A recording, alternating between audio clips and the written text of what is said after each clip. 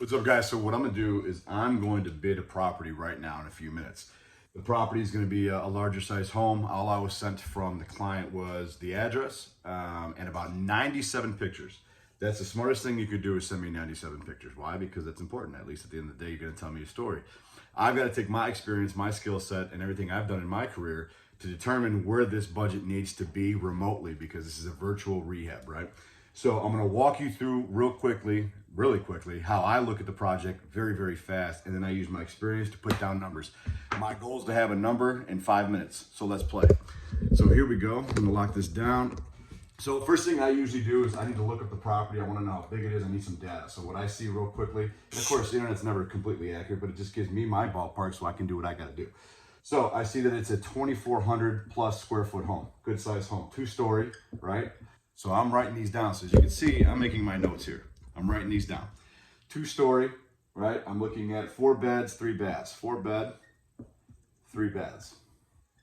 I need to know if these are full baths or half baths. And as I go further to Redfin, I get that it's 2.5, which is better because I need to know that it's a 2 full bath and then 1 half, which is 1. All right. So now I have some basic data. That's all I need to know. Now I'm going to open up the Dropbox, right? I'm going to take a look at these pictures that were sent to me. And the first thing I do literally is I'm going to observe it as if I was physically there. I always act as if I'm looking at the property, right? So virtually what I'm doing is I'm looking in. I'm going to zoom in real quick. I'm going to take a look and make some notes. So I'm looking at the exterior. So the first thing I'm going to do is my exterior numbers, right? I'm going to write that down. And everybody knows that I use my desk to write on, so I'm going to kind of back that up a little bit so you guys can see. But I use my desk for numbers, and I'm going to start making my numbers. I see that the front door is rotted. I see that the trim around the front door can be scraped and painted. I see the shutters are all there, which is good, but they could be spray painted as well. The 2 exterior lights are old. I see that the garage door is old. I see landscaping needs to be there. These bushes can go.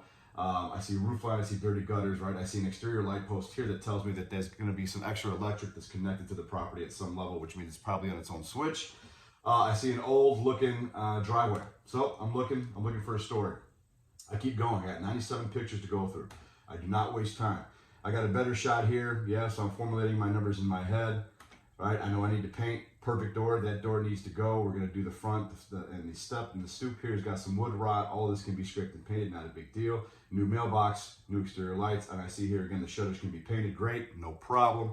And I'm looking here again. Good, tuck pointing is good. I'm looking at the bricks. I'm looking at the sockets and the fascia. I'm looking at the condition of the windows. I'm looking for screens. I'm looking to see what kind of windows they are. But I know that this area is a south suburb of Chicago, so we don't have to go super high end on anything. The ARV on this is going to be about 300K. Right? So I'm looking at that. I know that they're trying to pick it up for anywhere between, 120 and 150 more than likely. I'm gonna keep going. So I look at the roof line. What I'm looking here on the roof line for is I'm looking for saggy. Yeah, the roof is dirty, but here's some things to keep in mind, right? There's a lot of trees in this area. It's a heavily wooded area. So with that said, that means there's gonna be a lot of trees. There's gonna be peat moss. There's gonna be more mold on those asphalt tiles. That would happen sooner than most because the trees, and when it rains and snows, all that's just dripping back onto the roof. So the roof's probably going to be a little soft.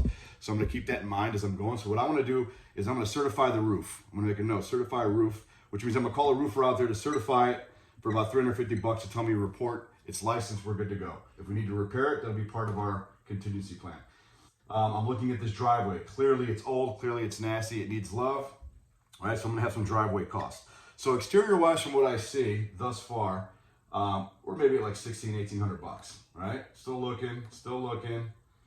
All this looks great. You got scraping, so we're gonna have some more paint and scraping around the entire house. Okay, so that adds money to that exterior cost. I see back here, I'm looking at the windows, I'm looking at the condition of the gutters, I'm looking for downspouts, I'm looking for tuck pointing, I'm looking at the roof again, I'm looking at the ridge line for sagging. I see the peak looks good. This actually is overall a great property in terms of physicalness. I see that the sidewalk needs work, so we're gonna have some concrete costs. I'm gonna make a note of concrete. All right, looking at this. All right, you got some fascia damage, not a problem. Power wash the gutters, call that a day. You can still power wash some of this brickwork. New exterior back doors. Keep going. All right, yep, scrape and paint. Keep going. I see old oversized service doors. These are the original ones. They're probably not stock, so those are gonna be custom. So I'm gonna put some pricing in there for exterior doors. That's $2,600 on average, right? I'm looking at this, and now I'm gonna start cruising because this house looks good from the exterior, so it's just telling me that it's outdated on the interior. I don't have to go crazy on this. So knowing that, I can do a lot with this. So I'll see a concrete patio that's actually in really good condition. Landscaping will handle that. So we're gonna have some landscaping costs, right?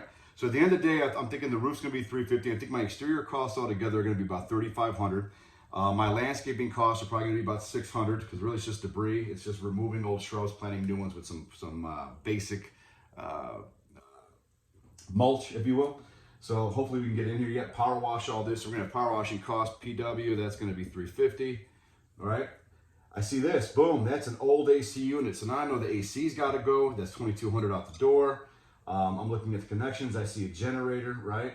All this is gonna get power washed on the house. Still have gutters that are in good condition. We'll do some downspouts, no problem. Push the water away from the basement. I bet you the basement's probably got water. We'll find out. So as I go through this, again, I see it. We're gonna obviously power wash that, but that's water. That's water coming down. That's moisture. So if that moisture is nowhere to go, chances are it's going into the basement.